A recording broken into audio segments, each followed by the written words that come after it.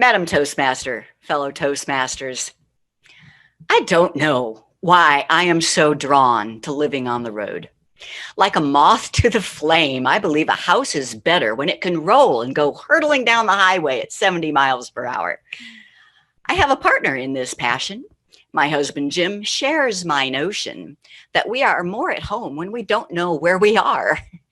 Same bedroom, bathroom, kitchen, but a different yard every day.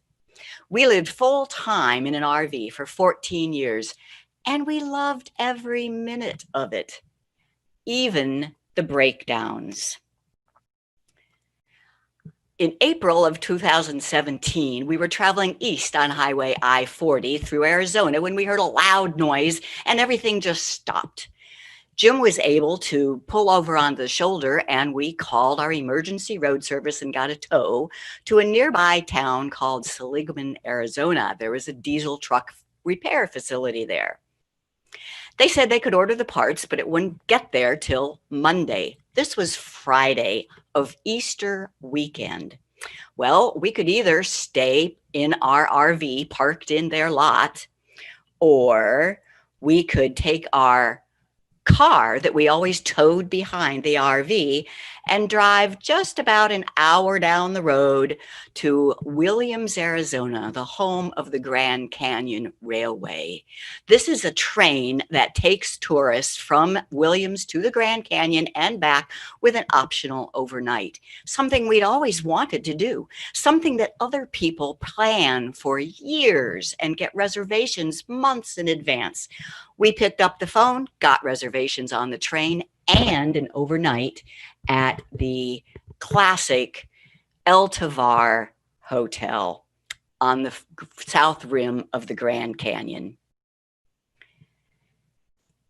Is that making lemonade out of lemons or what? All because we broke down. So back up a little bit. It was 2003 when we sold our house and bought an RV on eBay. The house was right here in Fort Lauderdale. We found this RV on eBay, paid $30,000 cash, and we lived in that thing for 8 years. Then we bought a newer, bigger RV, and the first one we called Oh Boy, because that's what we said to each other when we talked about living on the road. Oh boy. So we named that one Oh Boy. Then we traded it in on a bigger RV, and we called that one Big Boy. You want to know how you move when you live full time in an RV?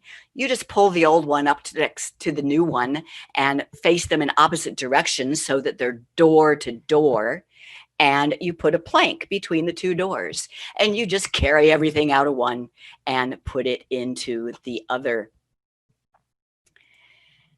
And then you go down the road in your bigger RV. This one was so luxurious.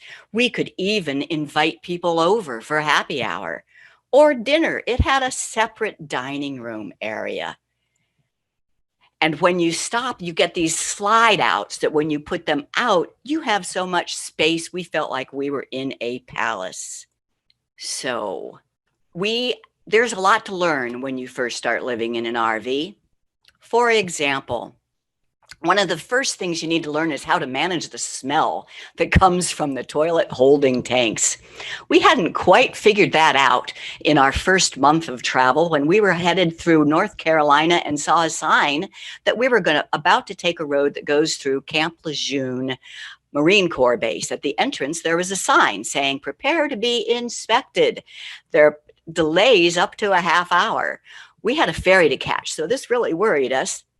We learned that not managing our smell had some positive effects. We were boarded by a uniformed Marine whose job it was to investigate the whole vehicle to ensure that we were not carrying any contraband or weapons. You could see him wrinkle his nose as he came in. He completed his inspection and sent us on our way in record time. Having lived in an RV for 14 years, we do know a lot about it, but there are still a few things that I just don't know. I don't know why people are up and driving away at 7 a.m. Where are they going in such a hurry? What in the world do they need to get to? We like to leave at the crack of noon. Mornings should be relaxing. Enjoy the view, maybe take a walk. I don't know why people plan every day of their trip, including making reservations, sometimes 4 months out. I adhere to the old saying, never leave a party where you're having fun to go somewhere where you don't know. I am not going to leave my spot on the Mississippi River because I have reservations in Nashville. I want to stay until I'm satisfied with having lived on the Mississippi River. I don't know why an RV park needs this sign. Wife on board? Who's going to leave their wife standing?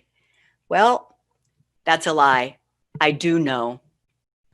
Where'd everybody go? They left, both of them left me. One day we had hooked up with another RVer friend of mine, and I had debated about traveling with her for the day rather than with Jim. Apparently, I didn't communicate very well. They both thought I was with the other and left me. Thank goodness for cell phones. I was able to call Jim and say, come back and get me. In 2017, we started living in my mom's townhouse. She's in assisted living. So we traded in our big, beautiful RV for this little camper van, and we still go traveling a lot. In 2017, 18, and 19, we were on the road in this camper van for almost half the time. It is just so fun to zip around and park anywhere. I love this collage of 3 pictures based in the Tetons. The bottom one is our first RV, oh boy. The middle one is big boy. And the third one is, you guessed it, little boy. It's still perfectly comfortable. We still have guests over. And when this pandemic is over, we will be back on the road. Madam Toastmaster.